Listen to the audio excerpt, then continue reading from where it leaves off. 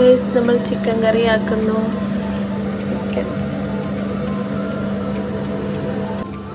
ആദ്യം നമ്മൾ വെളിച്ചെണ്ണ ഒക്കെ ഒഴിച്ചതിന് ശേഷം ഇഞ്ചി വെളുത്തുള്ളി പേസ്റ്റ് ഇട്ടിട്ട് അതൊന്ന് വാടി വരുമ്പോഴാണ് ബാക്കി ഐറ്റംസ് ഇടേണ്ടത്.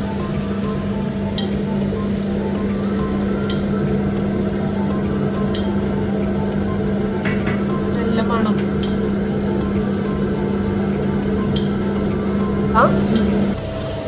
ഇതിലിപ്പോൾ തേങ്ങയും കറിവേപ്പിലയും മാത്രം.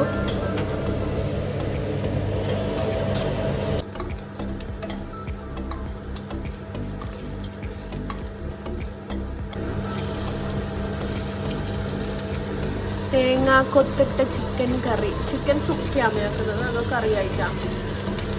അമ്മ ഒന്നും ഉണ്ടെന്നില്ല. അമ്മ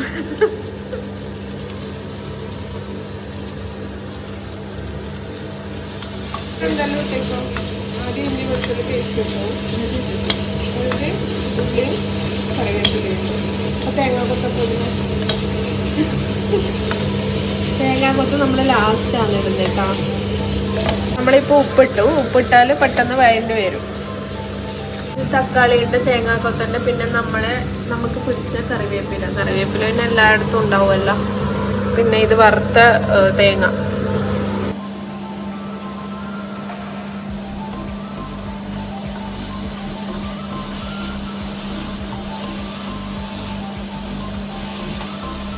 ഇത് നമ്മൾ ചിക്കൻ ഇടുന്നുണ്ട്.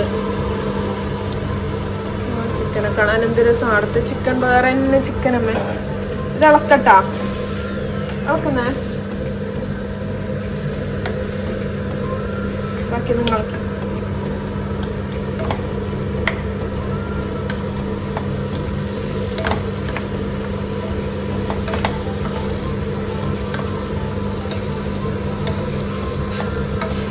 കുറച്ച് മഞ്ഞൾപ്പൊടി ഇട്ടു.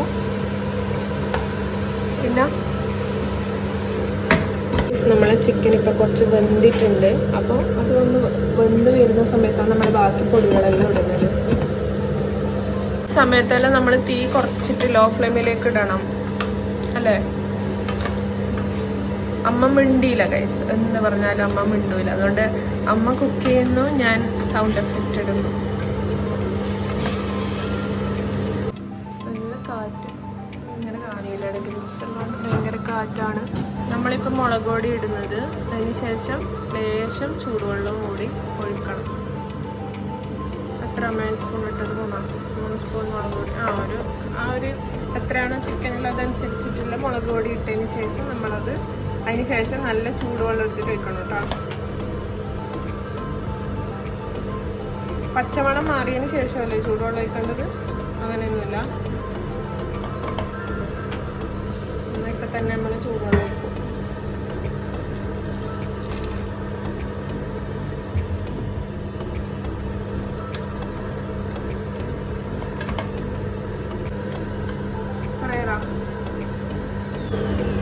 ഇത് കാണുമ്പോൾ വലിയ എരിവൊന്നുമില്ല, പക്ഷെ ഇത് കാണുമ്പോൾ കളറിന് മാത്രമേ ഉള്ളൂ. ഇത് എരിവില്ലാത്ത മുളക് പൊടിയാണ് കേട്ടോ. അതിന് ശേഷം നമ്മൾ വറുത്ത തേങ്ങ ഇതിലേക്ക് ഇട്ടിട്ട് ഇളക്കുക. പക്ഷെ നമ്മൾ ഒരു നുള്ളു പുളി ഇടുക. എത്ര നിങ്ങൾ എടുക്കുന്നത്? അത്ര പുളി.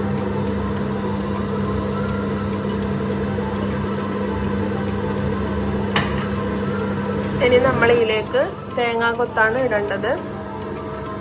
അന്നേരത്തും നമുക്ക് പിന്നെ ഉപ്പ് പറ്റീനോന്നെല്ലാം നമുക്ക് ആ സമയത്ത് നോക്കാം.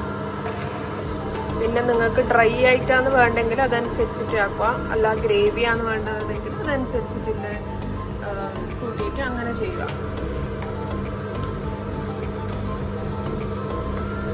ഇപ്പോൾ ഇവിടെ സെമി ഗ്രേവിയാണ് ആക്കുന്നത്, അതായത് ഡ്രൈയും അല്ല നല്ല ഗ്രേവിയും അല്ലാത്ത മാതിരിക്കാക്കുന്നത്. എന്നാലേ നമുക്ക് കൂട്ടാൻ പറ്റുള്ളൂ. വേണമെങ്കിൽ നിങ്ങൾ കുറച്ചുകൂടി നിങ്ങളുടെ ആവശ്യത്തിനനുസരിച്ച് ഇപ്പം നിങ്ങൾക്ക് ഗ്രേവി ആയിട്ടാണ് വേണ്ടെങ്കിൽ അതനുസരിച്ചിട്ടുള്ള വെള്ളം ഒഴിക്കും. അതെല്ലാം ഡ്രൈ ആണെന്നുണ്ടെങ്കിൽ നമ്മൾ ലാസ്റ്റ് മല്ലിപ്പൊടി ഇടുന്ന സമയത്ത് അത് കുറച്ച് ഡ്രൈ ആവും. മല്ലിപ്പൊടി ഇടുന്നത് ഇത് നമ്മളെ ഇവിടെ തന്നെ വറുത്ത് പൊടിച്ച മല്ലിപ്പൊടിയാണ്. വീട്ടിൽ തന്നെ ഇല്ലേ, നല്ല മണമുണ്ട്. മല്ലിപ്പൊടിൻ്റെ മണം ഭയങ്കര ഇഷ്ടം.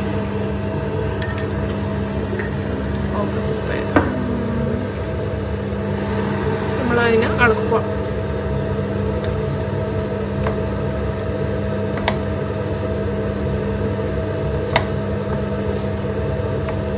ഇപ്പോൾ ലാസ്റ്റ് കറിവേപ്പിലയിട്ടിട്ട് അടച്ചു വെക്കുക.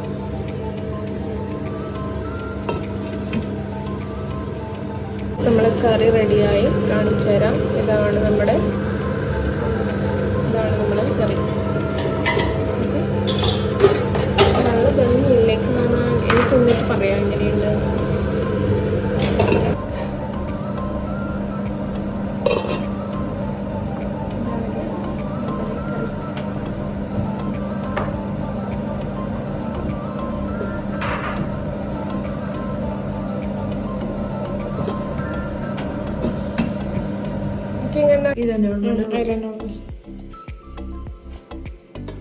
കുറച്ച് മതി കേട്ടോ.